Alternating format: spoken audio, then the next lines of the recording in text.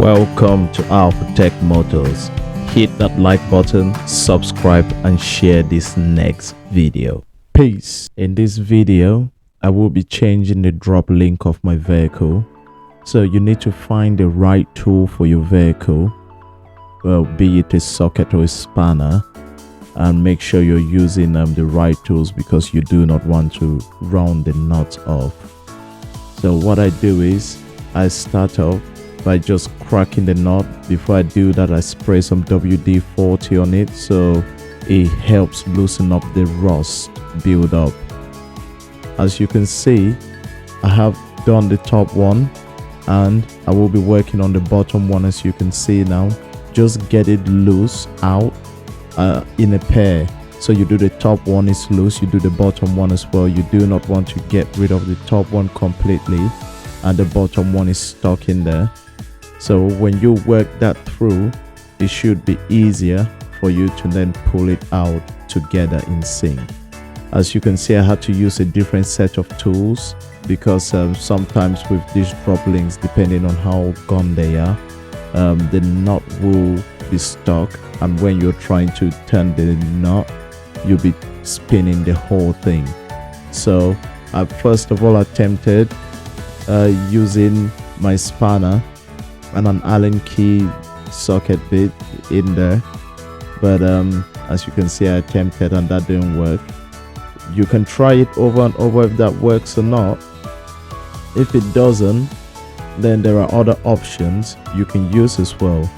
So what I'll show you next is another option to that, and the other option I think is more viable, is more usable, because using this option you're more likely to take more time, you're more likely as well to damage your tools and whatnot. Some people usually tend to use an angle grinder and just cut it off, but now I got the bottom one out, but the top one was proving to be a pain. So what I did was I used another option. Don't worry about me attempting this again. I attempted that multiple times. It didn't work, and if you stick around, you will see the other option I use. The other option is with a vice grip, right? So you can use a vice grip, and what you can do is you can hold it from inside. So from the back, you press that down properly, right? So you just need to make sure it's not spinning. As you can see on mine, it was spinning and I had to readjust. So just readjust it so it's not spinning at all. Right, when I readjusted mine, I had a good firm grip on it, and I made sure that does not go anywhere.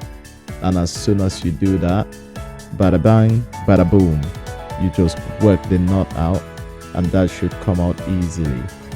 Right, once the nut is out, all you can do now is just tap it out, tap out the drop link out. On mine, I just used the hammer and just gave it gentle persuasion, because as a mechanic, a hammer sometimes can be your best friend. Alright, don't whack it, just a gentle persuasion so it goes out nicely. Alright, and once that's done, you just have to look at what you were driving on. What I was driving on was horrible, completely horrible, right? The drop link itself was completely gone. Using my hammer, I'm just giving that a gentle tap out.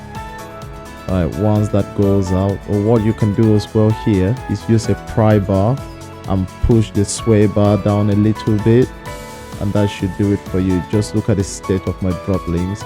I've been driving on that for some time and it was an absolute pain. The noise I was getting was absolutely horrible, right? So the new one, I managed to fit the new one back in without a problem, right? You just put the nuts back in as per usual, you tighten it up, right? And once you tighten that up properly, make sure it's torqued accordingly, so you use a torque wrench. For me, I do not have a torque wrench, but through doing this for so long, I have been able to know when to stop. right? But if you do not know when to stop, I suggest using a torque wrench. Right, so I just used my normal ratchet and socket, and I just worked it, and I got it to the right torque setting. And believe me, after driving around for some time on this, compared to what it was before, it was an absolute change. Right, it's usually worth you checking these things, because in the UK we have what is called MOT, and I was just getting mine ready for MOT, and that was a definite MOT failure. Right, I took mine in for MOT. It passed with flying colors. I just had some advisories, and the advisory was from an oil leak, but the oil leak was due to the power steering pump failure. And when I took it in to get washed, the car wash people didn't do it properly. So I suggest next time do it yourself at home. Don't take it in there, because it will look shiny from the top, but the bottom is still mucky. As that's done, all you have to do is just check and make sure your nuts are tightened properly, and that's all. Put your wheels back in, jack your vehicle down, and that's all of it. So if you like this video, I would like for you to subscribe to the channel for more videos like this.